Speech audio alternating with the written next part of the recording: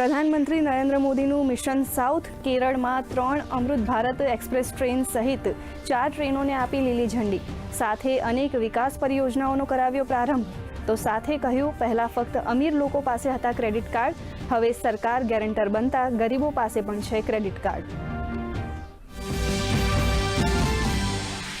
પ્રધાનમંત્રી નરેન્દ્ર મોદીએ તિરુવનંતપુરમ ખાતે યોજ્યો રોડ શો. મોટી સંખ્યામાં લોકોએ પ્રધાનમંત્રીનું કર્યું અભિવાદન.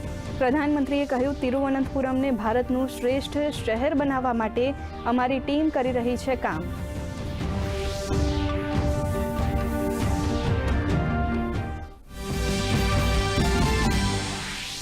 જમ્મુ કાશ્મીર અને હિમાચલ પ્રદેશમાં ભારે પવન સાથે બરફવર્ષા.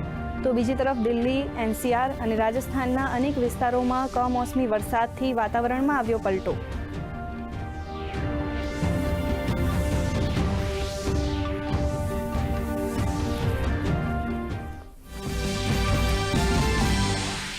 રાજ્યમાં પણ છવાયું વરસાદી વાતાવરણ. કચ્છમાં વરસ્યો કમોસમી વરસાદ.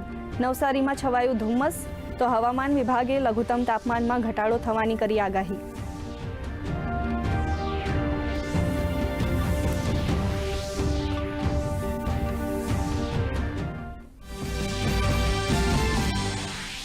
અમદાવાદ અને ગાંધીનગરની 15 શાળાઓને ફરી એક વખત બોમ્બથી ઉડાવી દેવાનો મળ્યો ધમકીભર્યો મેલ. શાળાઓમાં બોમ્બ, ડોગ સ્ક્વોડ અને ફાયર ટીમ દ્વારા કરાઈ તપાસ. કોઈ પણ શંકાસ્પદ વસ્તુ ન મળતા લોકોએ લીધો રાહતનો શ્વાસ.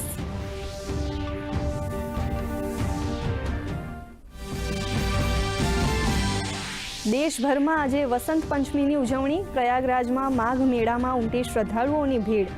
રાષ્ટ્રપતિ, ઉપરાષ્ટ્રપતિ અને પ્રધાનમંત્રીએ વસંત પંચમીના શુભ અવસરે રાષ્ટ્રને પાઠવી શુભેચ્છા.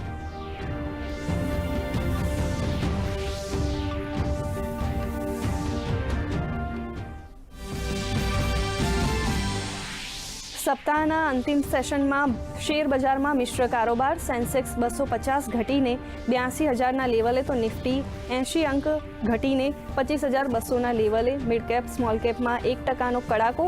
મેટલમાં આંખ ઝડતી તેજી યથાવત. તો સોનું 2,500 રૂપિયા અને ચાંદી 8,000 રૂપિયા થઈ મોંઘી. નાગપુરમાં જીત બાદ ભારત હવે રાયપુરમાં કરશે ન્યૂઝીલેન્ડનો સામનો. ટીમ ઇન્ડિયા 5 મેચની T20 શ્રેણીમાં 1-0થી આગળ. આજે સાંજે 7 વાગે નારાયણ સિંહ સ્ટેડિયમમાં રમાશે બીજી T20 મેચ.